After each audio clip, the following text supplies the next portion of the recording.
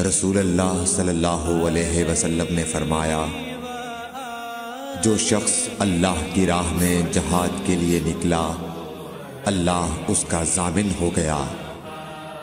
اللہ تعالیٰ فرماتا ہے، اس کو میری ذات پر یقین اور میرے پیغمبروں کی تصدیق نے اس سرفروشی کے لیے گھر سے نکالا ہے۔ میں اس بات کا ضامن ہوں کہ یا تو اس کو واپس کر دوں ثواب اور مال غنیمت کے ساتھ، یا شہید ہونے کے بعد جنت میں داخل کر دوں۔